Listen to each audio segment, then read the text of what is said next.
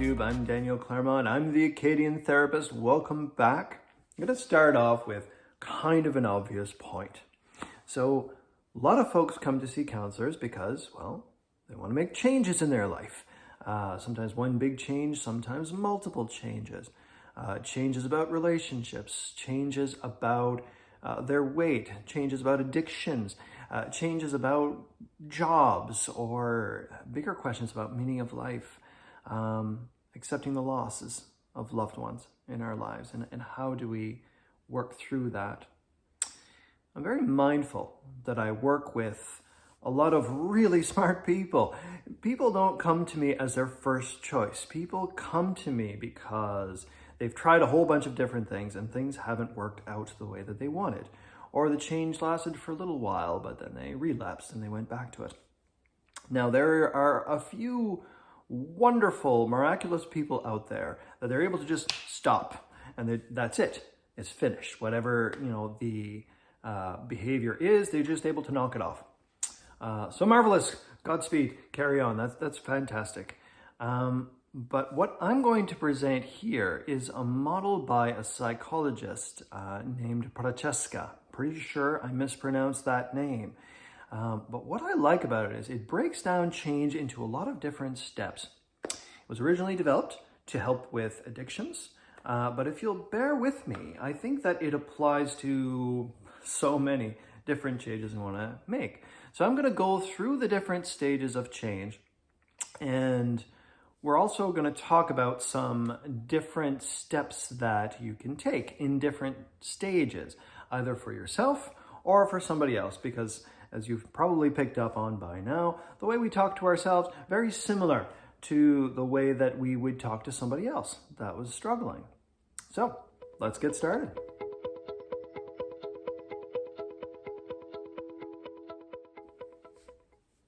So when we're talking about pre-contemplation, and that would be the first stage. Most of us have heard it before. The first step is admitting that you have a problem. Well, that's basically what pre-contemplation is. So pre-contemplation is I'm fine, I don't need to make a change, it's perfectly okay. It's totally fine.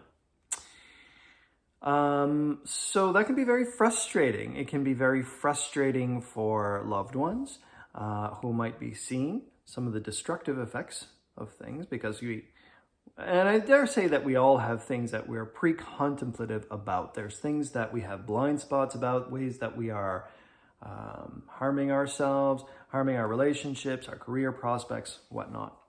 So pre-contemplation, or denial, we can call it that as well. Totally natural stage.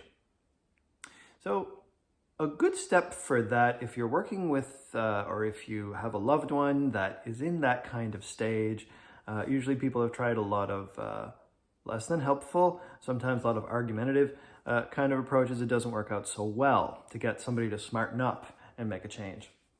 So a useful step for that, so long as there's no immediate threat to someone's safety, because if there is, then 911, emergency services, sometimes we have to go to that crisis kind of stage.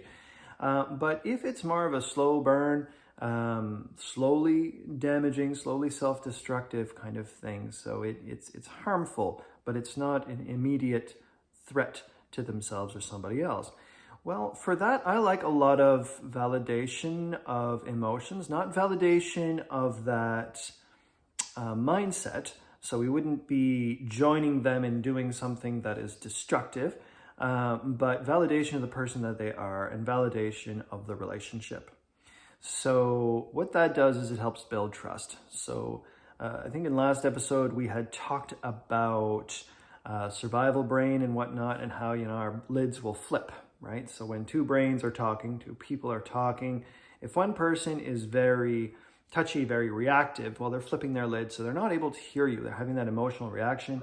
Just kick them out of their window of tolerance. They can't hear very well. They can't think very well. And if they're in a pre-contemplative stage, there's a lot of denial, there's a lot of insecurity. So on some level, they're aware that something is not going well, Maybe there's that fear of failure or shame that's getting in the way of actually facing what they need to do. So the more you try to give them a reality check, the harder it's going to be. So validation, building the relationship, building the connection. And when folks will bring up the question at some point saying, gosh, it's not working out so well for me, then, or something's not working out so well for me, then we might explore. And I like 3 questions for this. I first came across this in Russ Harris's book, Act Made Simple. But he talks about 3 questions. What have you tried?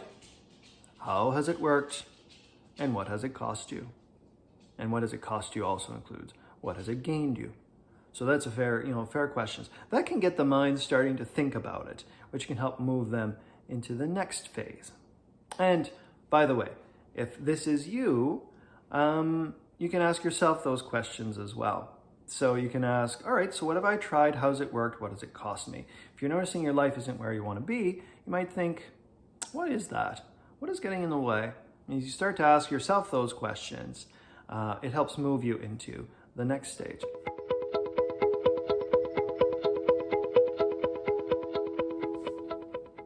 When it comes to contemplation, well, that one's a little bit more obvious. So that's where there is a problem, but I'm not sure I want to do anything about it yet. I love this stage.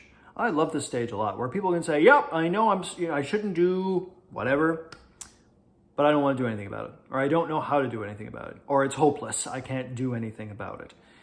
So that's a perfectly valid stage. So you're recognizing there's a problem. You're starting to think about what you can do about it, but maybe you're stuck there. So, okay. So in that stage, we would talk validation again. So just connection, building the relationship. It never hurts to build that relationship.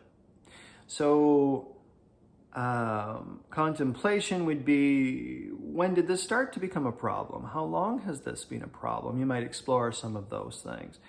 And whenever you get that wall of like, but I can't change it, I won't change it, I wouldn't fight it. Just say, okay, sounds really frustrating. Sounds like you've been very stuck. So if this is somebody else, you can use that approach. If this is yourself, when you're noticing that hopelessness, when you're noticing that helplessness, in I think the first video we talked dropping anchor, so we can just notice those are thoughts and feelings that are coming up. Feels like truth, may not be truth. So it's just noticing that. And so when we notice that, it helps lower those defenses again, helps bring your lid back down so you're able to think things through more clearly. It can help you move to the next stage.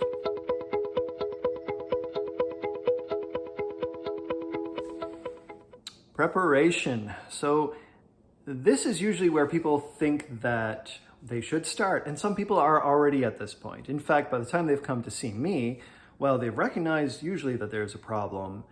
They've thought about the problem, they've maybe thought about how it's affecting them, and they're ready to start doing something about it.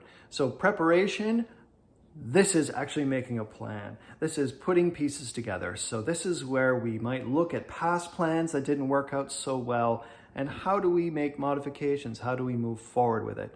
So that's preparation. You're putting together a plan. And some people will stay in this stage for a while. They have lots of great plans, but they just don't act on it because they don't feel ready or different factors. So it's easy to get stuck in this stage as well. So if this is somebody else or if this is yourself, brainstorming, coming up with a strategy to get things accomplished that's helping you move towards your goals. So this is something that we can work on together, but there's lots of great systems that you can work on yourself. I'm sure I will get around to it. But this can help move you to the next phase.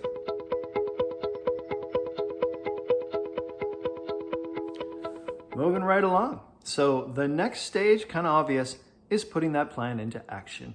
So is actually, taking the stuff that you had planned and actually doing it, putting it out there, and actually giving it a shot. So you see this a lot, January 1st. So people will come up with a plan. Sometimes it's not a very well thought out plan, and that's okay. Sometimes that's a first start, right? So we take a first stab at it, we try something. Maybe it works, maybe it doesn't, but it's actually putting that plan into action and moving forward. Sometimes a trick comes with the next phase.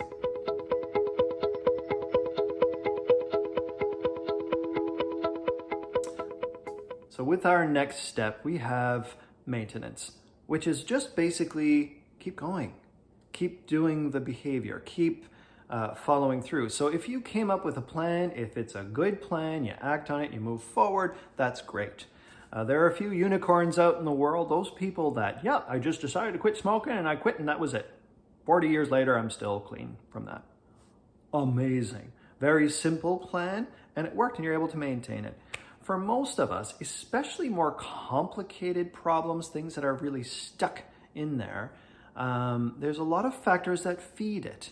And so, frankly, probably those factors that feed it is going to make up most of the rest of the videos in this channel, so I'll spare you from linking too much to those things. But so the maintenance piece involves checking in with that plan, modifying it as it comes, and just making sure that it still works for you, making sure it's still relevant for you. Sometimes we come up with goals in one stage of our life, and it doesn't work out so well, or it doesn't account for having kids, or it doesn't account for a new diagnosis, or what have you. So maintenance, that's the important piece. And ideally, that would be where this video would end. But you probably see there's a few minutes left because there's one more essential stage that's super important to talk about.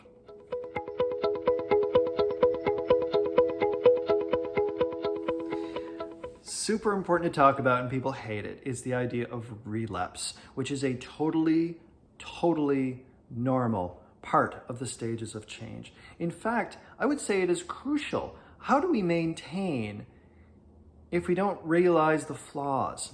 Unfortunately, our feelings of failure will rear up and we'll say, see, I knew I couldn't do it. I knew I was stuck. And it's entirely possible that it may be an ability issue. It could be that there is something that's actually going on.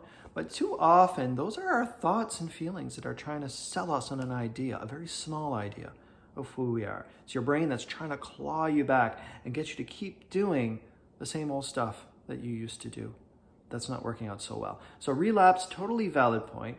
The intervention for this stage is validation. It's relationship. This is somebody else. It's not heaping feelings of failure. People are already feeling like they've failed. They're already beating themselves up. We're very good at it.